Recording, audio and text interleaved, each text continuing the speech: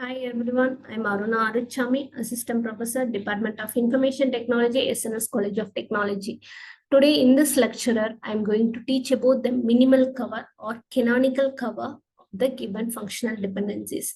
So before watching this video, please go through my previous videos.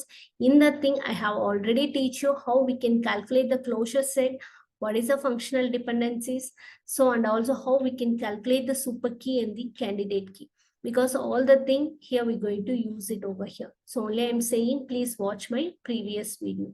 So now let us see the minimal cover or canonical cover. So either in your question paper, they can ask minimal cover or they can ask you to calculate the canonical cover. Both the thing will be the same name. So only I quoted over here is a canonical cover is also called as a minimal cover. So that is nothing but the minimum set of functional dependencies. That is the minimal cover. Minimal set of that particular functional dependency present in that particular set, we can call it as a canonical cover. So we well know that thing F can denote the functional dependencies and F dash that can be represent the canonical cover. So if the particular thing is a canonical cover or a minimal cover, that should not have the extraneous attribute, that is a retenant attribute. So that is extra attribute present in the particular functional dependencies, that can be called it as a extraneous or a retenant attribute.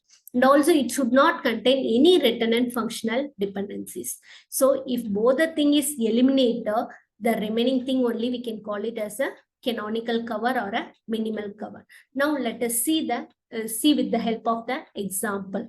So before that, we're going to see what are the steps for calculating the canonical cover or a minimal cover. So in your step 1, we're going to apply the splitting rule, that is a decompose rule. So in that thing, the right hand side must be a singleton attribute. So only we are checking RHS must contain only a single attribute. For example, C tends to AB means we can write it as C tends to A as well as C tends to B. Through that, we have to separate the thing or split the thing.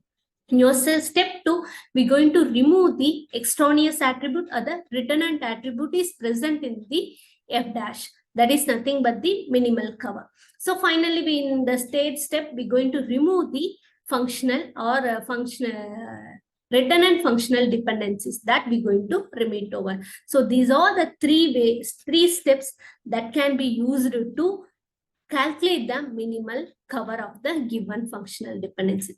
Now let us see the example. So write down the example. Consider this an example. AB tends to C, C tends to AB, B tends to C, ABC tends to AC, AC tends to C, AC tends to B. So by using these functional dependencies, we have to calculate the canonical cover, that is F dash. So we will know that thing. What is our first rule? We have to apply the decompose rule or a splitting rule.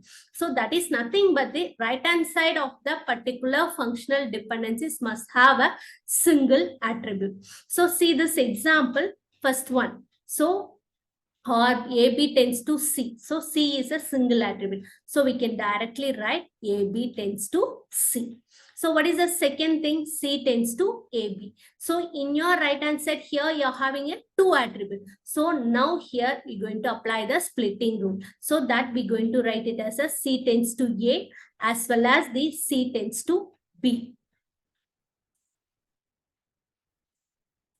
So here you're having a 2 attribute.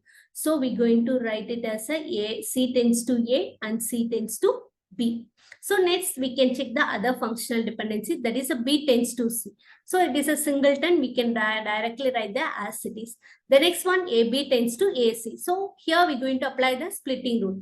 ABC tends to A as well as ABC tends to C. So the next one is A tends to C. So that we're going to write it directly.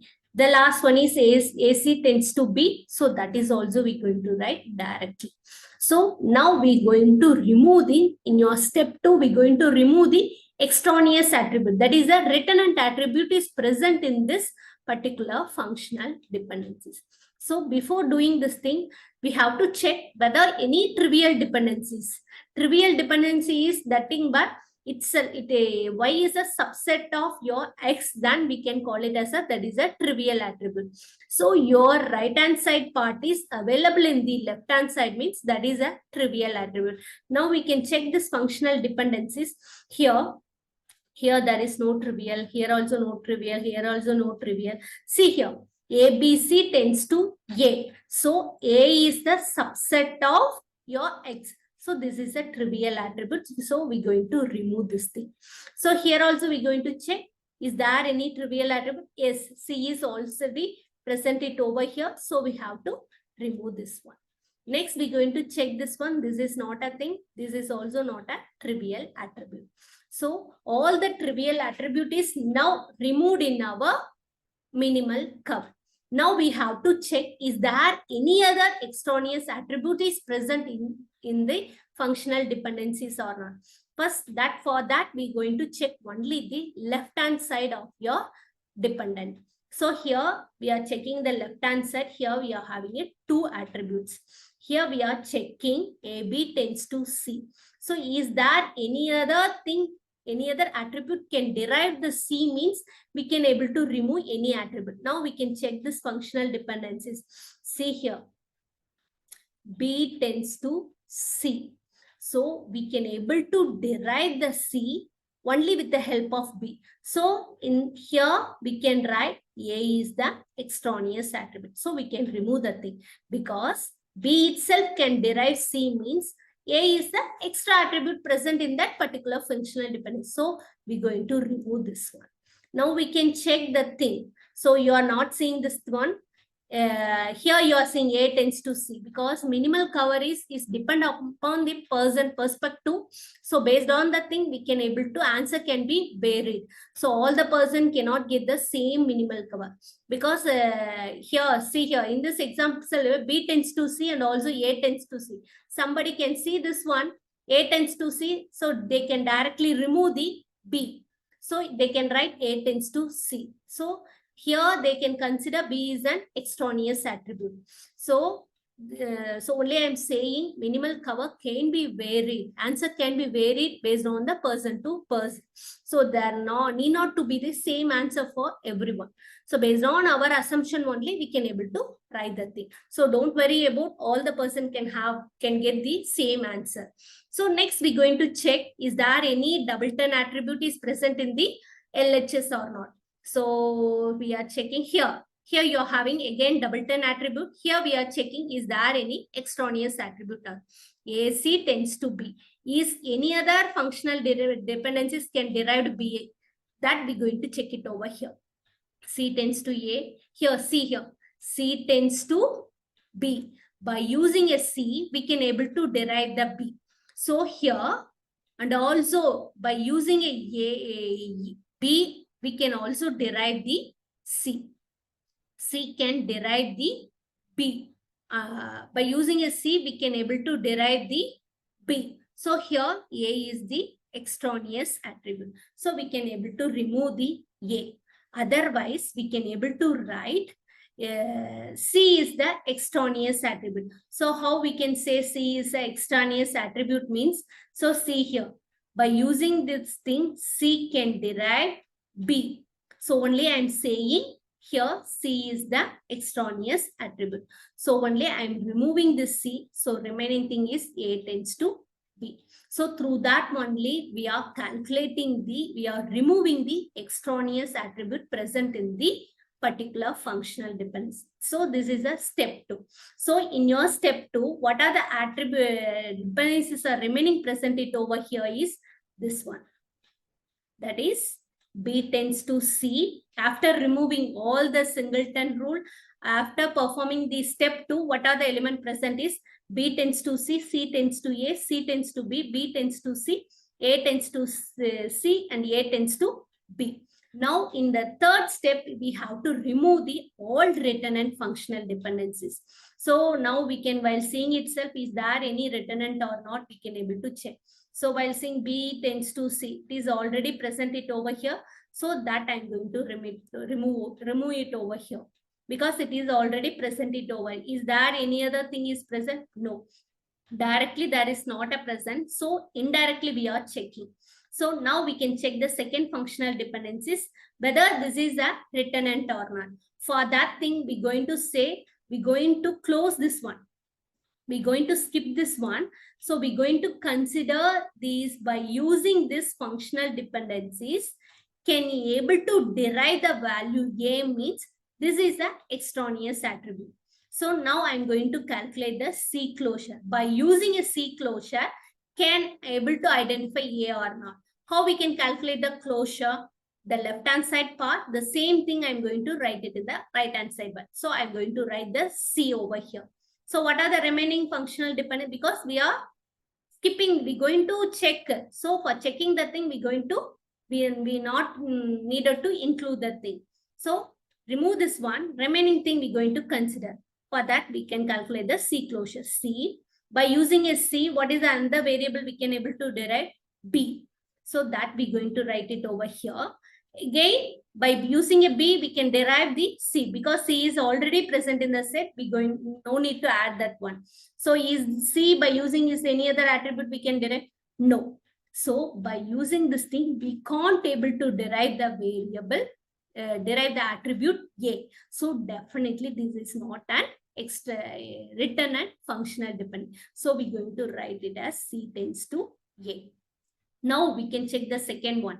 C tends to B. Now we're going to skip this one. C tends to B. So now I'm going to calculate the C closure. C closure is C. By using a C, I can able to identify A. So that I'm quoted over here. So after that, by using a I can able to derive B as well as a C. C is already present. I'm going to leave it. So by using without this one, I can able to derive the value of B. So this is an extraneous attribute.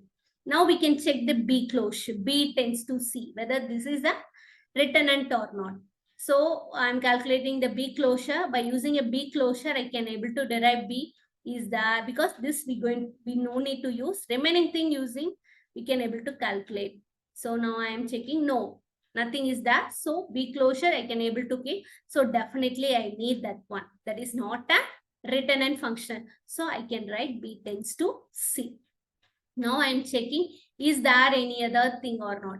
A tends to B. So whether A is the retenant or not, that I'm going to check. So for that, I'm going to calculate the A closure that. So for that, we're going to omit this one. So remaining thing is A closure A. Through A, what are the other attributes I can able to derive? Through A, I can able to derive C. So that I'm going to write it over here. By using a C, I can able to derive B. So that I'm going to be. So we can't able to derive the value. So we're going to, we can't able to, not a B. We can able to derive only A. This is not here. So we can able to derive only A and C. So this is not a retenant data. So we're going to write directly. So this is the way we can remove the retenant functional dependencies present in the thing. So for this particular functional dependencies, these are the retenant functional. These are the minimal cover or the canonical cover of the particular thing. So these are the various steps can be used to calculate the canonical cover or the minimal cover of the given functional dependencies. So that's all about the thing. And also in this exam, in this video, I given the homework problem 2 of the thing. Note down this thing. If you solve this thing, definitely you can able to clearly understand or clearly can able to calculate the minimal cover or the canonical cover. If you have any doubt, please put the questions in the comment box. Definitely, I will clarify all your doubts. So thank you for watching my video. Thank you.